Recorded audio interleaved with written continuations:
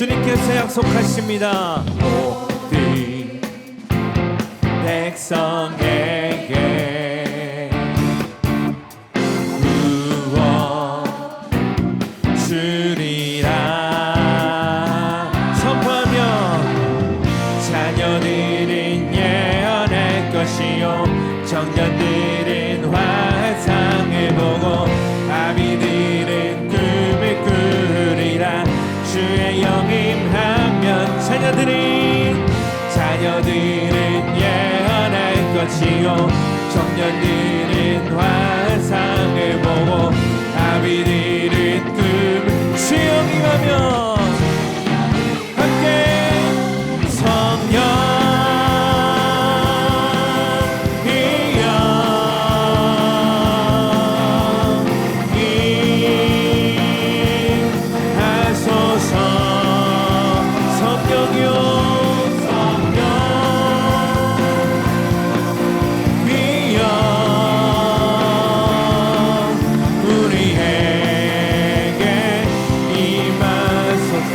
한번 고백합시다. 마지막 날에 마지막 주님 말씀하십니다. 내가 나의 영이로 모든 백성에게 주님께서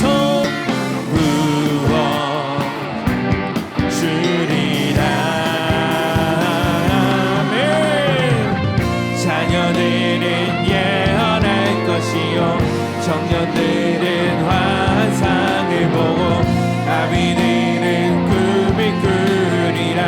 주의 영임하면 자녀들은 예언할 것이요 청년들은 환상을 보고 아비들은 꿈을 꾸리라. 주의 영임 함께 성령이여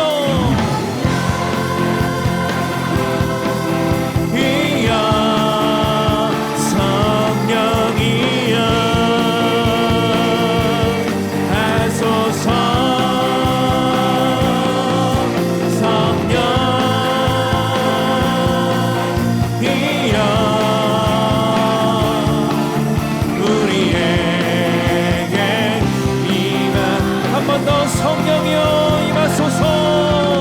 성령이여 성령이여 하소서. 성령이여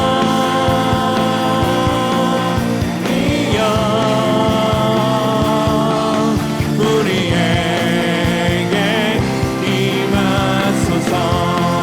할렐루야. 우리에게 임하실 주의 성령 앞에 다시 한번 믿음으로 큰 박수 올려드립시다. 주님 약속하신 대로 우리 가운데 충만한 성령의 임재를 허락하여 주옵소서. 할렐루야.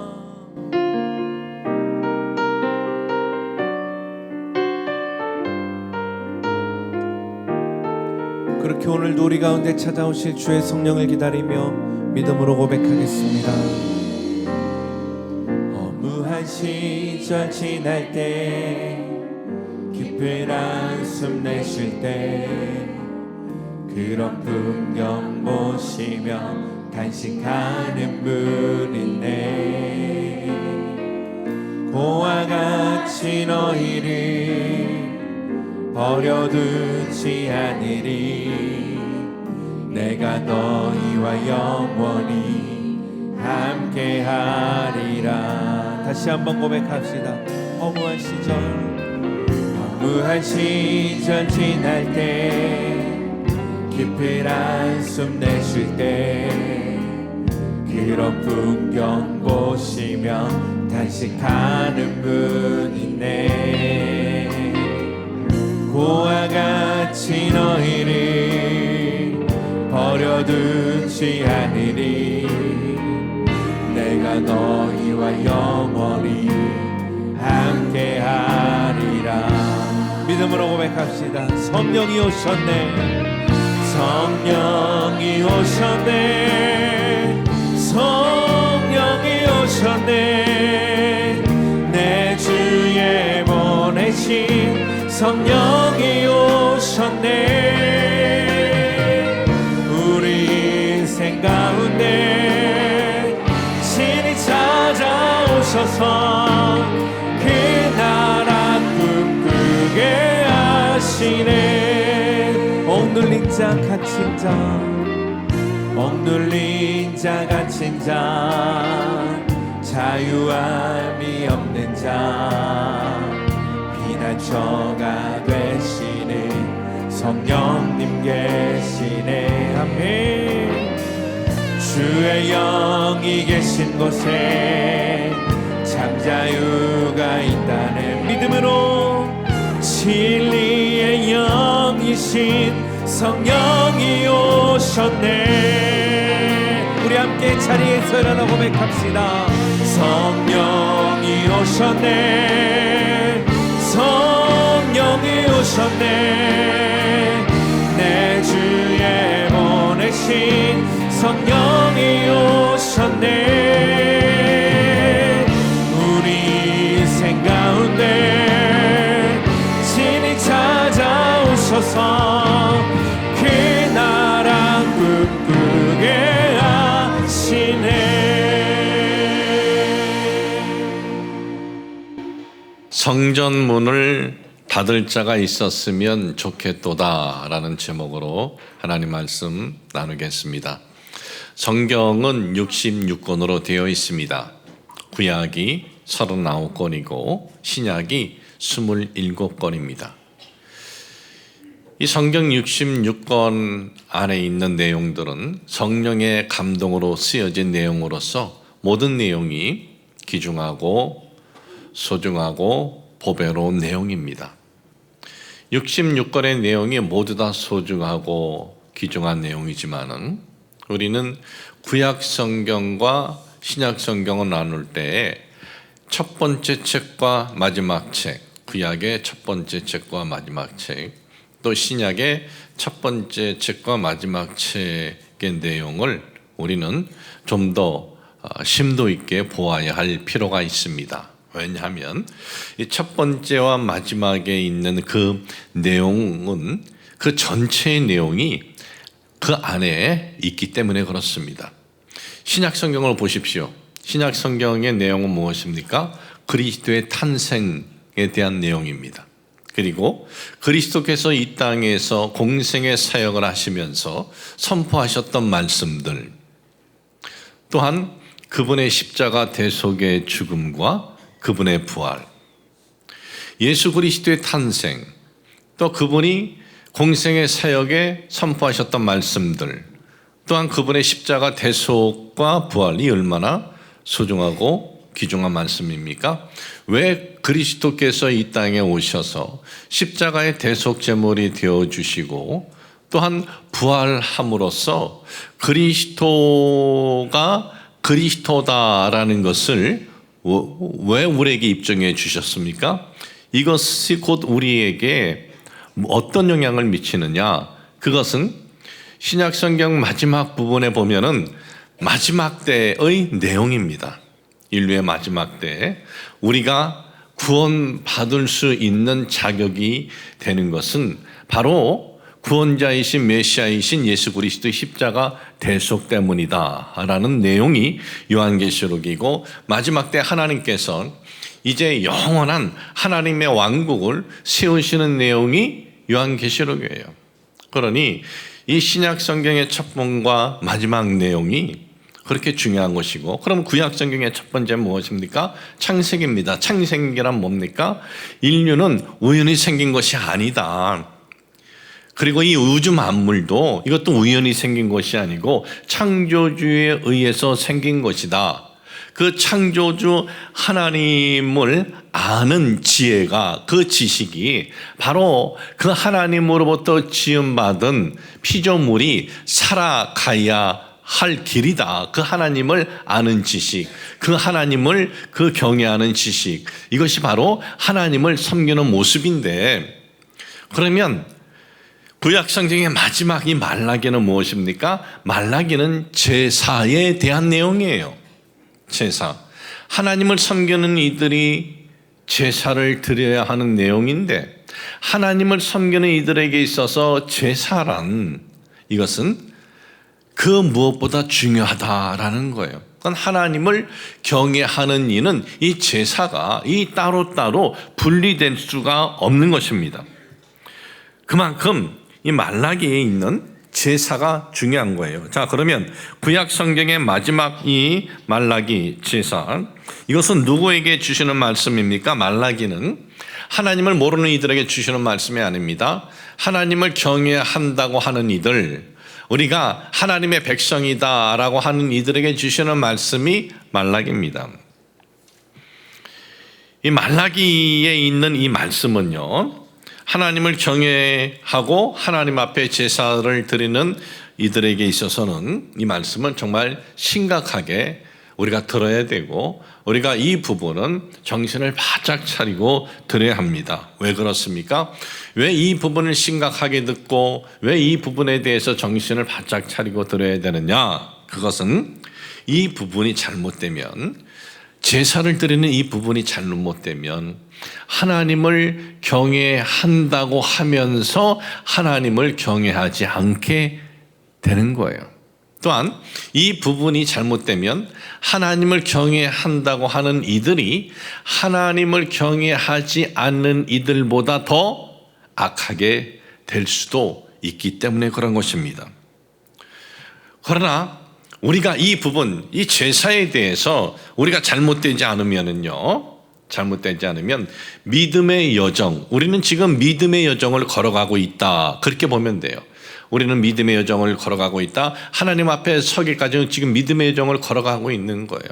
그런데 이 제사의 부분이 잘못되지 않고 제사의 부분에 문제가 생기지 않으면 이 믿음의 여정을 걸어가고 있는 데 있어서 실수할 수는 있어요.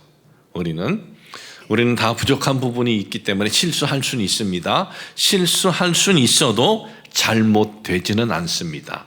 왜? 이 부분을 통해서 다시 실수한 것을 내가 깨닫고 다시 믿음의 여정을 걸어갈 수 있기 때문에 그런 것입니다. 당시 말라기 이 배경을 말씀드리겠습니다. 이스라엘 민족은 바벨론에 의해서 나라가 망했습니다. 바벨론의 포로로 끌려갔습니다. 포로로 끌려간 이들은 또 남아있는 이 고향 땅에 있는 이들 모두가 소망도 없고 희망이 없는 거예요. 왜? 나라가 사라졌기 때문에. 그렇게 소망도 없고 희망도 없이 살아가는데 놀라운 일이 일어납니다. 바벨론이 망했어요. 그리고 페르시아 바사가 일어나서 바사의 이 고레스 왕이 명령을 내립니다. 칙령이라 그럽니다. 이스라엘 민족을 고향 땅으로 보내라. 놀라운 꿈 같은 일이 일어난 것입니다. 저들은 고향 땅에 돌아왔습니다. 고향 땅에 돌아와서 정말 꿈 같은 일을, 자신들의 무슨 힘으로 이루어진 것도 아니고 자신들의 무슨 노력으로 이루어진 것도 아니기 때문에 이 일은 하나님이 해주셨습니다. 그런 마음을 가지고 고향 땅에 들어와서 집을 먼저 짓는 것도 아니고 또 예루살렘 성벽을 든든히 세우는 일을 먼저 한 것이 아니라 무너졌던 성전을 재건을 합니다. 그것부터예요. 무너졌던 성전을 재건하고 그리고 그 성전에서 하나님 앞에 감사와 찬양의 제사를 드렸습니다. 그렇게 이 하나님의 은혜에 감사하고 감격해서 하나님께 제사와 그리고 그 하나님께 찬양을 드린 지 100여 년이 지났습니다. 100여 년이 지나고 났을 때 저들은 어떠했습니까? 성전에서 드리는 제사는 똑같았습니다. 의식도 그대로였고 그리고 제사는 변함이 없었습니다. 그런데 하나님께서는 뭐라 그러시냐 하면 너희들 제사 안 받겠다, 못 받겠다, 너희들 제사 잘못되었다 그러는 거예요. 이것은 단순히 어떤 제사의 형식을 말하는 것이 아니고 제사의 의식을 말하는 것이 아니고 너희들은 지금 나를 잘못 경외하고 있다라고 말씀을 하고 있는 겁니다. 저는 이번에 이 말라기에 있는 말씀을 묵상을 하면서 새롭게 제 마음속에 와닿는 어떤 부분들이 있었습니다. 그 부분들은 오늘 예배를 드리는 우리들이 이 말라기에 있는 저들의 모습을 보면서 우리의 이 예배의 모습을 다시 돌아봐야 할 때가 아닌가 하는 그러한 생각이 들었습니다. 여러분, 우리 민족을 보십시오. 우리 민족은 나라가 없어졌어요. 일본에 의해서 우리 나라는 일본에 빼앗겨버리고 말았습니다. 이 1909년에 한일 합방, 강제 합방을 당한 거죠. 36년 동안 나라 없는 민족이었습니다. 마치 이스라엘 민족이 나라가 망하고 70여 년 동안 나라 없이 바벨론의 포로로 끌려가고 있었던 것처럼 우리는 30년 동안 나라가 없는 민족으로 정말 치욕적인 그러한 민족의 삶을 살았습니다. 그런데 해방을 얻었어요. 우리 힘으로 해방을 얻은 것이 아닙니다. 일본이 미국과의 전쟁에서 진 거예요. 패망한 거예요. 그래서 이 민족에게 해방이 선포가 됩니다. 1945년 8월 15일. 그런데 일본에서 해방을 얻은 기쁨은 오래가지 못했습니다.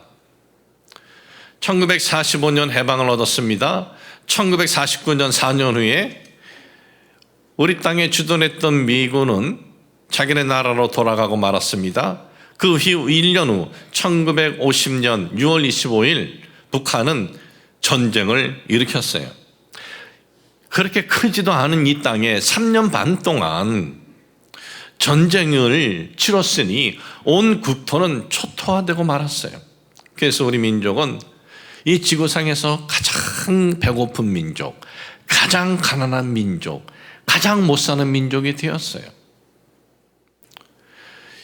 6.25 전쟁 이후에 큰 그 짐차들이 지나가면서 쓰레기를 치우는 때 보면 그 짐차 안에 그 쓰레기 속에 어김없이 어린 시체들이 있었다는 거예요. 먹고 살 길이 그렇게 어려운 이 민족이었습니다. 이렇게 헐벗고 굶주리고 희망이 없던 우리 민족은 우리 민족 5,000년 역사에 없었던 놀라운 일이 일어나기 시작을 합니다. 그것은 하나님을 섬기는 일이 불처럼 일어나기 시작을 했습니다. 정말 하나님을 열심히 섬겼습니다. 목회자들도 그리고 성도님들도 하나님을 사랑했습니다. 1세 목회자들을 보십시오. 그리고 또 1세 이 목회자들뿐만 아니라 1세 신앙의 선배들을 보십시오.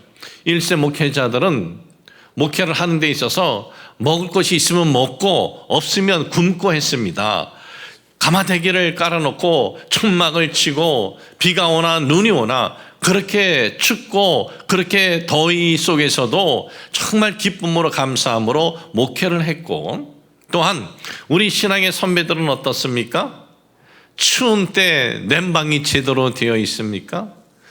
그리고 더울 때 무슨 에어컨디션이 있었습니까? 바닥은 딱딱한 마루 바닥이었습니다. 그 비가 오면은 빗물이 쏟아지고, 또한 한쪽에는 곰팡이 냄새가 나도 예배당에 들어오면 그 예배당에서 하나님 앞에 예배하는 것이 그렇게 기쁘고 좋아했습니다. 그저 예배당에서 예배를 드리는 것 자체가 좋은 거예요. 하나님 앞에 드릴 때 어떻게 드립니까? 갖고 있는 지폐가 구겨졌으면 어떻게 살아도 빳빳이 그것을 대리미로 데려서 드리기도 하고, 농사하는 이들은 농사를 합니다. 추수해서 어느 것이 가장 알곡인가 그걸 선별해서 드리기도 했습니다. 하나님 앞에 드릴 적에 무엇이든지 가장 내가 가진 것 중에 좋은 것이 무엇인가를 생각하면서 찾아내서 선별해서 드렸어요. 이 땅에 복음이 들어온 지 이제 120여 년이 지났습니다. 오늘의 우리 예배자들의 환경은 너무나 좋습니다. 추울 때는 따뜻한 열이 있고 더울 때는 시원한 에어컨디션이 있습니다. 모든 것이 예배 드릴 적에 불편함이 없습니다. 그렇다면, 이런 환경이라면 우리의 마음은 하나님 앞에 우리가 예배를 드릴 적에 우리의 그 일세 신앙을 가졌던 이들처럼 그러한 마음으로, 정성으로, 기쁨으로, 감사로 예배드리고 있는지 한번 우리 자신을 다시 한번 돌아보는 시간이 되시기를 주님의 이름으로 축복을 합니다. 이 말라기는 선지자 이름입니다. 선지자의 이름에는 이러한 뜻이 있습니다. 나의 사자라, 하나님의 사자라라는 뜻이에요. 하나님께서 하나님의 사자를 보내실 적에는 두 분류의 사람들에게 보냅니다. 한 부류는 누구냐? 하나님을 모르는 이들에게 보내요. 하나님께서 요나라는 한 선지자, 사자를 니느웨 성에 보내셨습니다. 왜? 니느웨 성에 있는 이들은 하나님을 모르고 악이 하나님이 보실 적에 끝까지 차올랐어요. 그래서 하나님께서 심판하신다, 이 말씀을 선포하라. 하나님을 모르는 이들에게 하나님께서 하나님의 사람을 이렇게 보내시기도 하고, 또한 하나님은 누구에게 또 보내느냐? 하나님을 경외한다고 하는 이들에게 보내십니다. 하나님을 경외한다고 하지만 잘못 경외하고 있는 이들, 그들에게 보내서 너희들은 이 부분이 잘못되었다, 하나님께서 선포케 하세요. 자, 그러면 이 말라기 선지자는 이 하나님을 섬기며 하나님을 경외하고 있는 이들에게 하나님께서 보내셔 어떤 말씀을 선포케 하십니까? 성전문을 닫을 자가 있었으면 좋겠다 그랬다는 거예요. 여러분, 우리가 말라기서를 이렇게 읽을 때 이 내용들을 읽으면서 하나님께서 선지자 말라기를 통해서 이런 말씀을 하셨구나. 이 말씀은 그런 단순한 내용이 아닙니다. 여러분, 이 말씀은요, 무서운 말씀이에요. 무서운 선포예요. 그리고 이 말씀은 아주 통탄할 내용이에요. 하나님은 누굽니까? 누구든지 하나님의 성전에 와서 하나님의 은혜를 체험하고 하나님의 영광을 체험하고 하나님의 도움을 체험하는 곳이 성전인데, 그런데 그걸 닫아버렸으면 좋겠대요. 그러니 얼마나 통탄할 선언이고 이 얼마나 놀라운 선언입니까? 이 선언 앞에서 어떻게 반응하느냐, 이거는 우리의 미래가 달렸다라고 생각을 해도 돼요. 여러분, 말라기에 있는 이 이스라엘 민족은요, 이런 선언을 받고, 이런 통탄하고 이 무서운 선언을 받고 어떻게 반응했는지 아세요? 이 말씀을 안 들었어요. 귀를 막았어요. 그 다음에 저들의 미래에 어떤 일이 펼쳐지나요? 하나님께서 400년 동안, 자그마치 400년 동안 하나님으로부터 선택받았다고 하는 저 민족에게 침묵을 하셔요. 그래서 이 기간을 성경학자들은 암흑기다라고 그랬어요. 하나님이 그 누구도 안 보내시는 거예요. 그리고 이 암흑기 때 저들은 어땠습니까? 바벨론에서 해방되었으니 이제 고레스 황제가 칙령을 내렸으니 우리가 이제 바사에게서 완전히 독립이 돼서 뭐 잘 되겠다, 그런 조짐이 보였지만은 이 하나님의 말씀을 저들은 듣지 않고 하나님이 너희들 성전에 안 왔으면 좋겠다라고까지 했는데도 이 말씀을 듣지 않았을 때 이들은 바사에 의해서 곤욕을 당하지요. 그거로 끝나요. 헬라 제국에 의해서 곤욕을 당해요. 그 다음에 로마 제국에 의해서, 그리고 무엇보다 400년 동안 예수 그리스도께서 탄생하기 전까지 이 민족은 암흑기에서 그 암흑 가운데 그들은 지냈다라는 거예요. 여러분, 우리가 이 말씀 안에서 우리가 이 말씀을 정신 바짝 차리고 들어야 할 이유가 바로 여기 있습니다. 그럼 하나님이 왜 저들에게 성전문을 닫았으면 좋겠다라고 말씀하십니까? 오늘 여러분들에게 읽어드린 말라기 1장 7절과 8절 말씀에 보니까 너희가 더러운 떡을 나의 제단에 드리고도 말하기를 우리가 어떻게 주를 더럽게 하였나이까 하는도다. 이는 너희가 야훼의 식탁을 경멸히 여길 것이라 말하기 때문이라. 만군의 야훼가 이르노라. 너희가 눈 먼 희생 제물을 바치는 것이 어찌 악하지 아니하며 저는 것 병든 것을 드리는 것이 어찌 악하지 아니하냐. 이제 그것을 너희 총독에게 드려보라. 그가 너를 기뻐하겠으며 너를 받아주겠느냐. 여기에 보면 너희가 나에게 와서 이 제단에 제물을 올려놓는데 더러운 것들을 올려놓았다는 거예요. 더러운 것들. 더러운 떡을 올려놓고, 그리고 제물을 드릴 적에 눈먼 것, 병든 것, 저는 것, 그런 것들을 드렸다라는 거예요. 여러분, 제사란 뭡니까? 제사란 하나님을 하나님으로 인정하고 하나님을 내가 경외합니다라는 것을 표현하는 것이 제사예요. 하나님을 하나님으로 인정하고 그리고 경외합니다라면서 제사를 드릴 적에 하나님께서는 무조건 좋은 것 가져와라 그러지 않으셔요. 형편대로 해라 이거예요. 정말 없는 이들은 밀가루만 가져와도 하나님은 기뻐 받으셨어요. 그리고 어떤 이들은 들에 가서 비둘기를 잡아서 돈이 없기 때문에 그걸 가져와도 기뻐 받으셨고, 하나님께서는 자기의 형편대로 가져오는 걸 기뻐 받으셨어요. 그런데 저들은 어떤 것을 가져왔다고 성경에 말씀하냐 하면 더러운 것을 가져왔대요. 더러운 떡, 눈먼 것, 병든 것, 이것을 가져왔다는 거예요. 그러면서 너희들의 제사는 나를 경외하는 제사가 아니야. 경멸이라는 단어를 쓰셔요. 사람이 사람과의 관계에서도 경멸당하면 원수가 됩니다. 부부가 부부라 하더라도 경멸하면 마음의 상처가 씻혀지지 않아요. 근데 하나님은 너희는 나를 경멸했다라는 거예요. 너희가 나를 하나님으로 인정한다면 그렇게 하겠느냐 이거예요.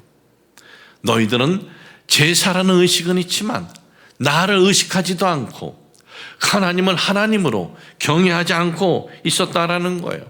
너희들의 그런 모습은 어찌 악하지 아니하냐 이랬어요. 성경은 어찌 악하지 아니하냐. 여기에서의 악하지 아니하냐라는 이 원어의 의미는 그들의 그 외적인 그들의 모습, 그러니까 더러운 떡을 가져오고 병든 것들 그리고 눈먼 것들 가져온 그런 행위에 대해서 악하지 아니하냐, 그런 내용이 아니에요. 여기 원어의 의미는 내면적인 것을 말씀하고 있습니다. 인격적인 것을 말씀하고 있어요. 그러니까 너희들 그 내면적으로 너희들이 인격적으로 완전히 부패했다라는 거예요. 하나님 앞에서 하나님과의 관계에서 내면적으로 부패하고 인격적으로 부패했다라는 거예요. 그러니까 마음과 정신이 하나님을 향해서 드리는 것이 없었다라는 거예요. 그러면서 이렇게 반문하고 있습니다. 눈먼 가축 병든 것들 너희 총독에게 드려봐라. 그들이 받겠느냐? 받지 않는다라는 거죠. 저들은요, 권세자들, 총독들에게 드릴 때는요, 선별해서 드렸어요. 왜? 선별해서 드리지 않으면 총독이 받지 않을 뿐만 아니라 총독이 기분이 상하면 거기에 상응하는 벌을 내리기 때문에 그런 거예요. 그러니까 그들은 총독은 의식하고 있었어요. 권세자들은 의식하고 있었어요. 그러나 하나님 앞에 나왔을 때는 하나님을 의식하지 않았다는 거예요. 그들의 마음속에는 하나님이 없었어요. 그들에는 의식은 그대로 있었습니다. 의식의 절차도 그대로 행했지만은 하나님은 의식하고 하지 않았다라는 겁니다. 여러분, 제사란 무엇입니까? 제사는 오늘날 예배입니다. 워십이라 그래요. 영어로 워십. 워스에서 이 파생된 단어가 워십이에요. 워스가 뭡니까? 가치예요. 그러니까 제사는 가장 가치 있는 것을 드리는 것이 제사고 예배인 거예요. 예배할 때, 여러분들이 예배 드리러 올 때 여러분들이 어떤 생각을 합니까? 예배당에 오면 잠시 자리에 앉아서 눈을 감잖아요. 왜 눈 감아요? 눈을 감고 생각을 하는 거예요. 내가 오늘 이 예배를 드릴 때 가장 가치 있는 것으로 내가 드려야 된다. 내가 오늘 이 예배를 드릴 적에는 사람을 의식하는 것이 아니고 예배 형식은 있지만은, 예배 의식은 있지만은 하나님 앞에서 하나님을 의식하고 드려야 된다라는 것입니다. 그래서 찬양은요, 부르는 게 아니고 우리가 드리는 거예요. 누구에게? 하나님께 드리는 거예요. 하나님께. 기도도 사람을 의식해서 하는 것이 아니라 대중 앞에서 대표라든 혼자 하든 하나님을 의식하고 하나님 앞에 드리는 겁니다. 헌금도 헌금한다가 아니고 봉헌한다 그러잖아요. 올려드린다라는 거예요. 제사란 이렇게 예배란 하나님께 드리는 것인데 하나님께 드릴 적에 어떻게 해야 돼요? 우리는 선별해서 내가 가진 것 중에 뭐가 깨끗한 것인가? 뭐가 좋은 것인가? 뭐가 괜찮은 것인가? 좋은 것으로 아름다운 것으로 드려야 되는 것 아닙니까? 좋은 것으로 우리가 아름다운 것으로 드린다는 거 이거 헌신이에요? 헌신 아닙니다. 이게 무슨 헌신이에요? 하나님 앞에 가장 좋은 것으로 드리는 것은 기본이에요. 이것은 정상이에요. 하나님 앞에 우리가 뭘 드릴 적에 내가 헌신했다? 아니에요. 하나님 앞에 가장 좋은 것으로 드리는 것은 우리가 기본이고 정상이에요. 예배라는 이 의식에 참여하는 설교자든 성도든 모든 이들이 가져야 할 마음은 내가 하나님 앞에서 마음과 정성을 드린다. 이 마음을 가져야 된다라는 것입니다. 우리가 여러분 하나님을 흡족하게 할 수 있는 것이 무엇이 있겠습니까? 솔직히 없어요. 하나님을 흡족하게 할 수 있는 것. 우리는 죄의 피가 흐르고 있어요. 우리는 그 누구도 하나님을 흡족할 수 있는 이는 없지만은 우리는 부족하지만 그래도 이 부족한 나의 이 상황에서 내가 최선을 다해서 내가 할 수 있는 것에 최선을 다해서 정성을 다해서 나아가면 그걸 하나님께서 보시고 받아주신다라는 것입니다. 여러분 우리가 왜 이렇게 하나님 앞에 최선을 내 마음을 가져야 돼요? 왜 최선을 다해야 됩니까? 하나님이 어떤 분입니까? 이 우주 만물을 창조하셨을 뿐만 아니라 우리를 창조해 주셨어요. 그리고 우리를 이 땅에서 살아갈 수 있는 모든 여건도 허락해 주셨을 뿐만 아니라 우리는 죄로 인해서 영원한 그 형벌에서 우리가 지내야 했는데 하나님께서 우리를 건져주셨어요. 성자 하나님의 십자가 대속을 보시고 그걸 믿는 이들을 그대로 그 죄의 모습은 있지만 죄가 없다라고 인정해 주신 거예요. 그러면 이런 혼란이 하나님, 그 하나님 앞에 나아갈 때 대충 나아갈 수 있습니까? 어물쩍 넘어갈 수 있어요? 하나님을 하나님으로 경외한다면 그럴 수 없다라는 것입니다. 이 이스라엘 백성들은요, 지금 보니까 하나님 앞에 나올 때 더러운 떡을 가지고 나오고 병든 것들을 가지고 나왔어요. 그런데 제사장들은 그걸 또 그대로 받았어요. 그리고 그걸 가지고 하나님 앞에 제사의식을 행했습니다. 왜? 저들이 왜 이렇게 했습니까? 제사라는 의식을 제사장은 거행하고 이스라엘 백성들은 참석하였지만 하나님은 의식하지 않고 그저 형식만 있고 그리고 그저 의식만 있었다라는 거예요. 마음과 생각 속에 하나님은 사라졌어요. 그저 정해진 시간에 정해진 절기 어떤 그 기간에 그 의식에 참여했으니 우리는 이것으로 다 되었다라고 생각을 했다는 거예요. 여러분 오늘 우리는 어떻습니까? 오늘 우리는 예배라는 이 의식에 참여하고 있어요. 매 주일날 예배라는 의식에 참여하고 있어요. 우리는 예배라는 의식에 참여하고 나서 돌아가면 이것이 다 된 겁니까? 아니에요. 만일 예배자로서 마음이나 그 심령이 말라기 선지자 시대의 이들과 똑같다면 아무리 매주 예배당에 왔다 가더라도 아무리 매번 이 예배의식에 참여했다 하더라도 하나님께서 뭐라고 말씀하십니까? 너희들 그냥 안 오는 것이 좋겠다라고 했다는 거예요. 의식은 참여하고 있으면서 왜 나를 의식하지 않고 왜 나를 경멸하고 있느냐 이거예요. 그러면 안 된다라는 거예요. 여러분 하나님이 거부하시는 제사나 예배는요, 그 어떤 은혜도 없고 그 어떤 응답도 없고 그 어떤 하나님이 주시는 영광이 없기 때문에 그래요. 오늘 여러분들에게 봉독해드린 말라기 1장 9절하고 10절 말씀에 보면은 이렇게 말씀이 기록이 되어 있습니다. 만군의 야훼가 이르노라 너희는 나 하나님께 은혜를 구하면서 우리를 불쌍히 여기소서 하여 보라. 너희가 이같이 행하였으니 내가 너희 중 하나인들 받겠느냐 그랬어요. 여러분 이 말씀 19절 이 9절 말씀 한 절 이거 잘 보세요. 나 하나님께 은혜를 구하면서 우리를 불쌍히 여기소서. 이 원어의 의미가 있어요. 원어의 의미 은혜 할루라는 단어고 그리고 불쌍히 여기달라 위하네누라는 이 단어인데 이 의미는 이렇습니다.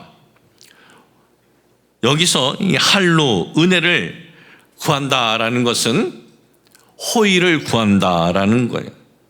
그러니까 하나님 앞에 호의를 구해요. 호의를 구하고 또 불쌍히 여겨달라라는 것은 지체 높으신 분이 저 밑에 있는 아래 사람에게 불쌍히 여겨주려고 몸을 굽히는 그 단어의 의미예요. 그러니까 이들은 하나님 앞에서 하나님 저희들에게 은혜, 호의를 베풀어 주세요. 호의 얼마나 많은 호의가 있습니까? 질병의 치료, 어떤 문제 해결, 어떤 앞날의 미래, 온갖 호의를 베풀어 달라고 그러죠. 그러면서 저들은 또 여기서 단어에 보면은 그 높으신 하나님께서 허리를 숙이시고 그를 불쌍히 여겨서 그를 이끌어 주시고 불쌍히 여겨주는 달라는 거예요. 근데 하나님께서 그렇게 하시겠느냐 이거예요. 안 한다 이거예요. 그렇게. 왜? 10절에 만군의 야훼가 이르노라 너희가 내 제단 위에 헛되이 불사르지 못하게 하기 위하여 너희 중에 성전문을 닫을 자가 있었으면 좋겠도다. 내가 너희를 기뻐하지 아니하며 너희 손으로 드리는 것을 받지도 아니하리라 그랬어요. 그 어떤 은혜도 그 어떤 응답도 그 어떤 축복도 그 어떤 불쌍히 여김도 그 어떤 것도 너희들에게 줄 수 없다. 주겠느냐. 아예 그냥 성전문 닫아 버렸으면 좋겠다라는 거예요. 하나님께서는 너무나 강하게 말씀하는 거예요. 성전문을 닫아버리면 좋겠다라고 강하게 이 말씀을 하시면서 너희들이 그렇게 나에게 불쌍히 여겨달라고 온갖 호의를 구하지면 안 한다. 그런 역사 안 나타난다. 그런 제사에는. 여러분 이 말씀을 들으면서 또 어떤 느낌을 받냐 하면 그러면 우리 이 제사가 하나님 앞에 드려지는 제사라면 하나님이 우리 제사를 받아주는 제사고 우리가 하나님을 의식하고 우리가 지금 이 드려지는 이 예배의 의식은 딱 정해져 있는 이 의식에서 내가 하나님만을 집중하고 드려서 하나님이 이 예배를 받아주신다면 성전문을 닫는 것이 아니라 성전문을 열어주시고 그리고 이 성전 안에서 우리가 하나님 앞에 호의를 구할 때 질병의 치료든 문제 해결이든 소원이든 호의를 구한다면 하나님께서 그 높으신 하나님이 우리를 향해서 고개를 숙이시고 우리를 불쌍히 여겨 주신다라는 말씀이에요. 그러니까 이 말씀이 우리가 이 안에서 이 말씀이 우리에게 심판의 말씀이 아니라 우리에게 복된 말씀이다라는 거예요. 여러분 오늘도 이 예배 속에서 하나님께서 여러분 한 분 한 분의 그 마음에 그 뭔가를 필요한 게 있어요.